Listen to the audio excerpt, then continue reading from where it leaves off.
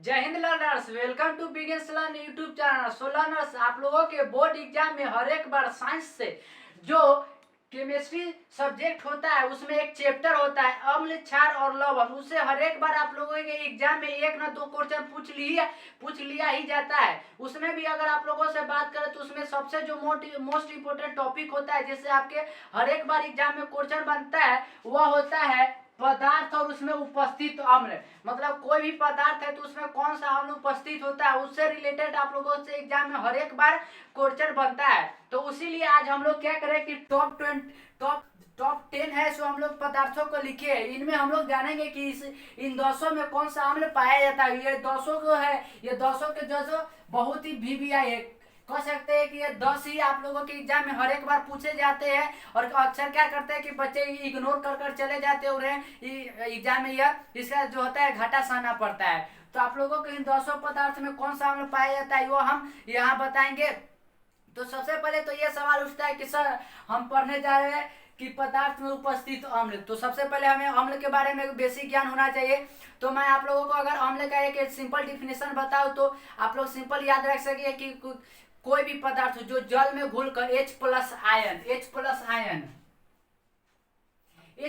Ion देता है वो क्या होता है, अम्ल होता है। और अम्ल के बारे में और बताए तो अम्ल जो होता है वो स्वाद में खट्टा होता है। ये आप लोग याद रखिएगा, अम्ल जो होता है वो स्वाद में कैसा होता है, स्वाद में खट्टा होता है। ये आप लोग याद रखिएगा कि अम्ल कैसा होता है, स्वाद में खट्टा होता है। तो हम लोग अपने मेन टॉपिक की ओर बढ़ते हैं जो आज हम लोगों का मेन टॉपिक है कि पदार्थ में उपस्थित अम्ल।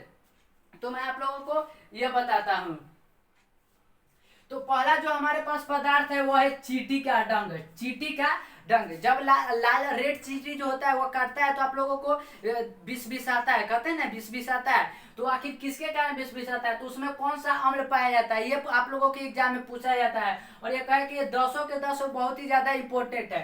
तो चींटी के जो डंग में पाया जाता है अम्ल वो होता है फॉर्मिक अम्ल। कौन सा होता है, फॉर्मिक अम्ल।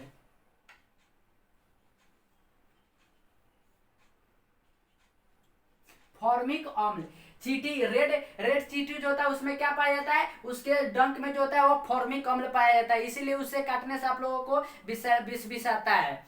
दूसरा जो है वह है नींबू, संतरा और कच्चा अंगूर। अंगूर नींबू जो होता है, संतरा होता है और कच्चा अंगूर होता है, उसमें कौन सा अम्ल पाया जाता है। तो उसमें अगर बात करें इन तीनों में तो इन तीनों में एक ही अम्ल पाया जाता है, वो होता है सिट्रिक अम्ल। कौन सा होता है, सिट्रिक अम्ल। तो मैं इसे लिख देता हूं, यह होता है सिट्रिक अम्ल।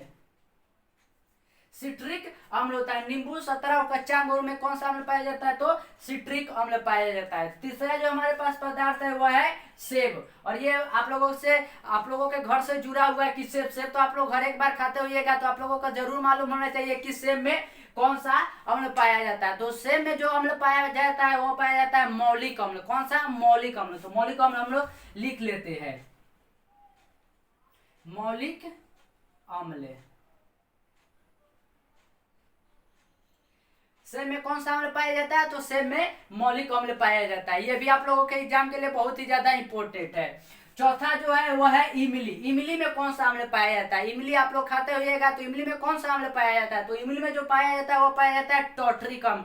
कौन सा अम्ल पाया जाता है, इमली में टॉट्रिक अम्ल पाया जाता है। तो हम लोग टॉट्रिक अम्ल को लिख लेते हैं। अच्छे से लिख देता हूं मैं, टॉट्रिक अम्ल। इमली में कौन सा अम्ल पाया जाता है, तो इमली में पाया जाता है आप लोगों का टॉट्रिक अम्ल। और पांचवा जो है वह है सिरका। सिरका कह सकते हो सबसे ज्यादा इंपॉर्टेंट अगर आप लोगों के एग्जाम के लिए कोई है पदार्थ तो वह है सिरका। सिरका से हर एक बार आप लोगों के एग्जाम में क्वेश्चन बनता ही बनता है, हर एक बार तो नहीं बट सिरका से क्वेश्चन बनता ही बनता है। तो सिरका में बात करें कि कौन सा अम्ल पाया जाता है, तो सिरका में एसिटिक अम्ल पाया जाता है। कौन सा अम्ल, एसिटिक अम्ल। तो एसिटिक अम्ल हम लोग लिख लेते हैं।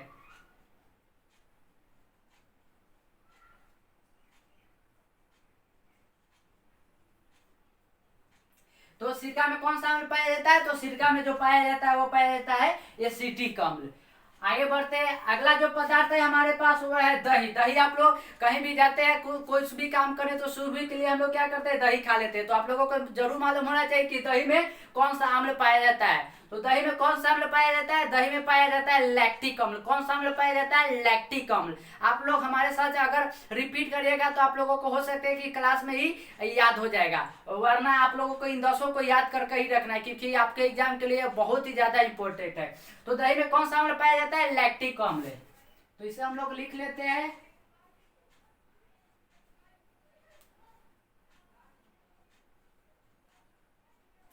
कौन सा अम्ल दही में पाया जाता है? तो लैक्टिक अम्ल पाया जाता है। 7वां जो पदार्थ है वह है टमाटर। टमाटर आप लोग सब्जी बनाने में करते उपयोग, खाते भी है ऐसे भी। तो टमाटर में कौन सा अम्ल पाया जाता है? तो टमाटर में जो अम्ल पाया जाता है वो पाया जाता है ऑक्जेलिक अम्ल। कौन सा अम्ल? ऑक्जेलिक अम्ल पाया जाता है। तो हम लोग ऑक्जेलिक अम्ल को लिख लेते हैं। ऑक्जेलिक अम्ल,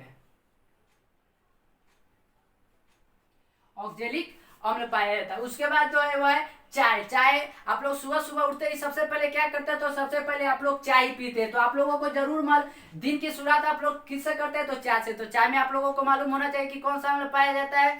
तो जो चाय में जो पाया जाता है वो पाया जाता है टैनिक अम्ल। कौन सा अम्ल पाया जाता है? टैनिक अम्ल पाया जाता है। आप लोग पहले मैं टैनिक अम्ल को लिख देता हूँ।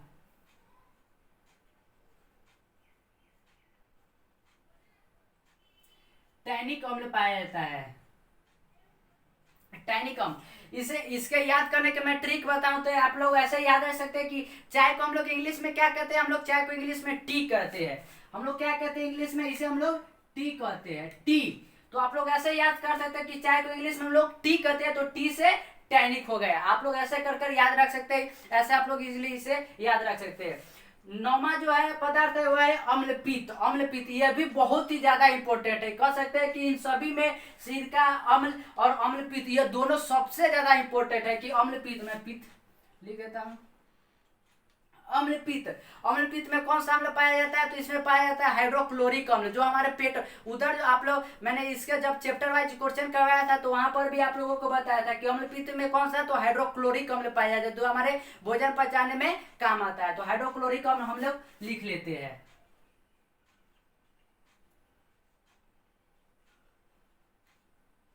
हाइड्रोक्लोरिक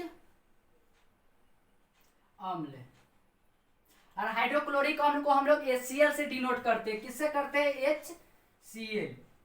हम लोग हाइड्रोक्लोरिक अम्ल को HCl से डिनोट करते हैं। और लास्ट जो यानी 10वां जो पदार्थ है वो है विटामिन सी। विटामिन सी में कौन सा अम्ल पाया जाता है? ये भी उतना ही इंपॉर्टेंट है जितना कि ये सभी इंपॉर्टेंट है।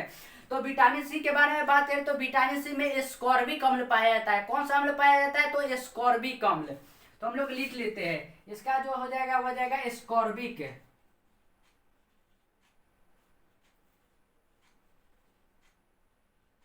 एस्कॉर्बिक अम्ल, एस्कॉर्बिक अम्ल।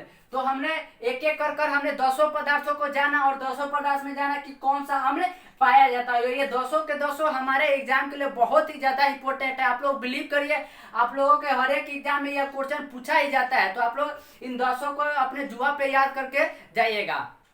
और जैसे ये 200 आप लोगों के एग्जाम में हर एक बार पूछा जाता है, मे भी इस बार भी आप लोगों से पूछा ही जा सकता है। तो ऐसे करके हमने 200 को समाप्त किया। आई होप आप लोग समझ चुके होंगे कि कौन से पदार्थ में कौन सा अम्ल पाया जाता है। तो ऐसे ही वीडियो के लिए आप लोग क्या करेंगे कि चैनल को सब्सक्राइब करेंगे और साथ ही साथ वीडियो को लाइक करने के साथ अपने दोस्तों को शेयर करेंगे, ताकि वो भी अपनी तैयारी को मजबूती दे सके बिगिन सलन के साथ। जय हिंद।